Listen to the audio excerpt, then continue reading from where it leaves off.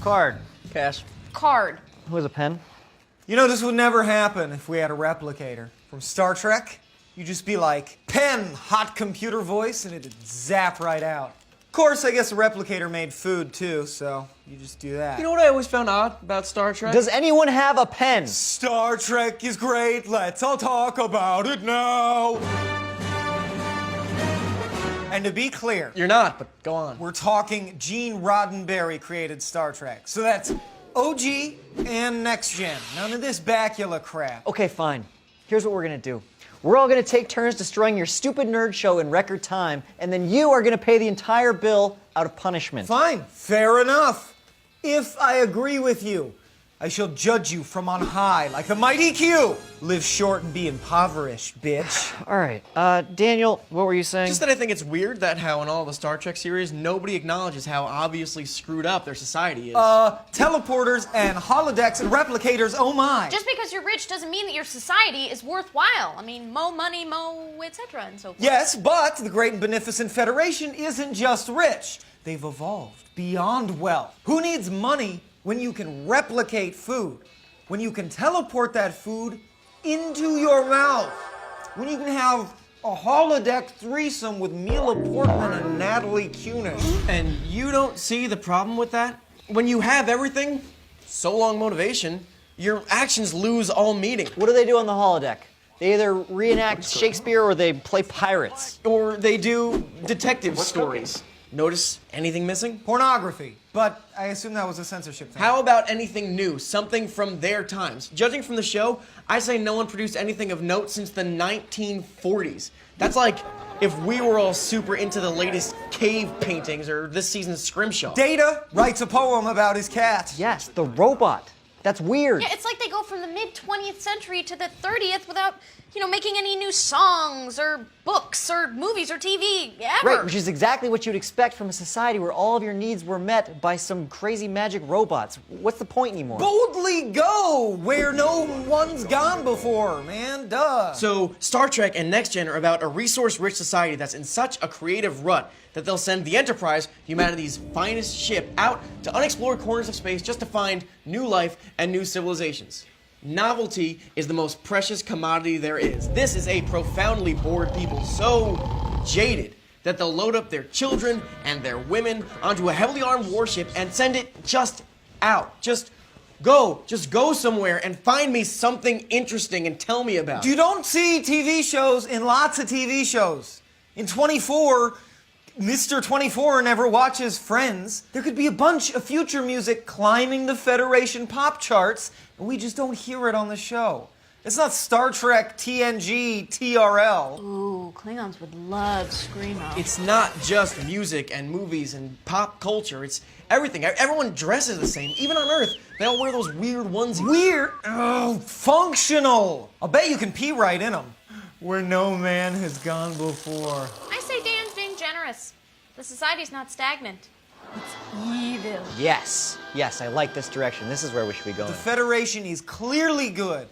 They even have the Prime Directive. It forbids them from using their space powers to screw with people. The sci-fi version of with great power comes great responsibility. Okay, then why do they all think the same, dress the same, and act the same? I mean, they have total blind faith in their way of life. I mean, what other societies are like that? North Korea. Apple stores. Yes. I mean, the Enterprise's real mission is to go out and find a stream of distractions and threats to keep the people from realizing that they're under the Empire's boot heel. If by under the boot heel, you mean a bunch of the nicest people ever flying around fixing everything, and Earth people fall in line, because if you successfully built a utopia, you would live there, right? They don't rebel because nothing's wrong. Okay, then why is it that every Federation admiral, in TNG especially, is either evil, Don't trust anyone. incompetent, No, we don't have all the answers. or hosting a space slug? If you consider the show a statistical representation of Federation leadership, it's That would explain why they keep sending their best ship as far away from the Earth as possible all the time. Yet they paint themselves as wondrous and altruistic, and everybody believes them. So does every imperialist, expansionist empire. Jean-Luc Picard, to all of that. Sure, it could be argued with some merit that Kirk is a brute or a womanizer, Alienizer. but Picard is flawless.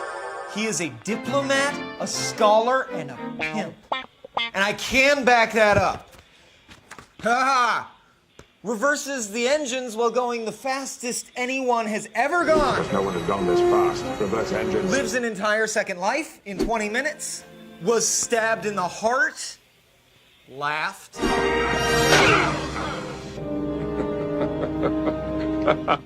You're not gonna explain why you have that? And the whole crew is baller. Even the blind one's super smart, but I left his notebook at home. And yet, every time your precious Prime Directive is mentioned, it's invariably the first part of a sentence explaining why, just this once, they need to break We it. are all sworn not to interfere with other lives in the galaxy. Well, yeah. You gotta break it sometimes. They even alter the time stream a few times. Doc Brown would not approve of that. Yeah, they're just guys flying around. I mean, there's no Star War, no Star Goal. It's just a Star Trek. And see, that is the face of a human utopia. Once we have all the power and all the technology and all the freedom, then we become entitled yokels who just butt into other species' business because we're bored.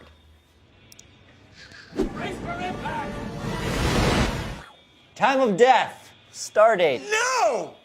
Q, all-knowing, all-powerful creature within the universe of the show who several times gives Picard, and therefore the Federation way of life that he represents, his official seal of approval. How can anything that the crew does be wrong if God is cool with it? You really don't want to pay for our meals. I think it's making me smarter. Not smart enough. All it proves is that Gene Roddenberry was a cult leader. Explain yourself. Okay, he created a perfectly functioning society, an impossible society where everybody's needs are met. Even when humanity does wrong, God himself flies down and says, hey, it's cool. That's not how the world works. That's how the world works in the mind of a cult member. I don't see what Trekkies have in common with... I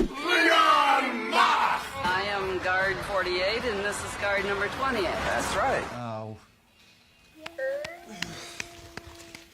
It's an inspiring vision. But then again, so was that comet that was supposed to take everyone to heaven. And Scientology. Sign what now? No, Never impossible. heard of Scientology. I've heard of it. It's like a science show, right? Yeah. Actually, it's science fiction. You would like it. It's about a few simple rules that could help form a perfect utopia. Just if we can overcome the evil aliens trying to thwart us. I think Beck's won. Wow, I am like super down for this. What do I do? You know what? You paid, so I will do you a favor and set you up with one of their reps. It's called an e-reading. It's very exclusive. You're a good friend.